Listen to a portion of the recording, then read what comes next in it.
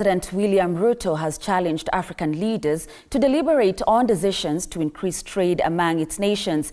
This, he says, will boost trade in the region, noting that African countries should eliminate barriers to trade in order for investors to exploit opportunities in the continent. Dennis Otieno reports.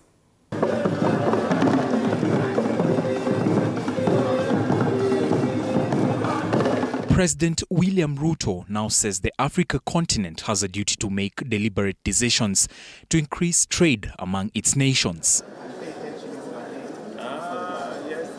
Speaking in Mozambique during the Mozambique-Kenya Business Investment Forum, President Ruto said African countries should eliminate barriers to trade in order for investors to exploit opportunities in the continent. Bringing together the three economic communities, EAC, SADC and COMESA, will build a market of close to 720 million people with a GDP of $1.3 trillion.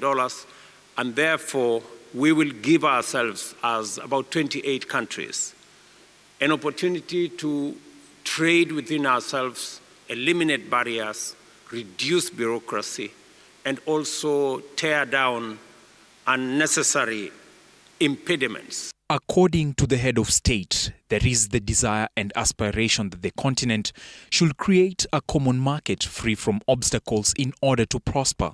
Instruments we are putting in place, whether it is the tripartite agreement, whether it is the Continental Free Trade Area Agreement, or the pre-exim settlement facilities we are putting in place, will give us an opportunity, give our business people an opportunity to escalate intra-African trade to where other regions are.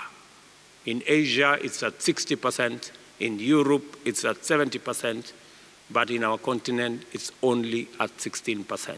On his part, President Felipe Nyusi of Mozambique said there were opportunities for investments in the field of agro-processing, production of flowers and infrastructural development, among other sectors. The Republic of Kenya and its business people constitute for us an ideal partner with which we intend to share opportunities of investment in various domains. And that's the reason that we alleviate the issue of visas. And if there is anything else that we can do as governments, we will facilitate more and more. Meanwhile, President Ruto has assured Kenyans in diaspora that the government will continue to carry out reforms aimed at improving service delivery.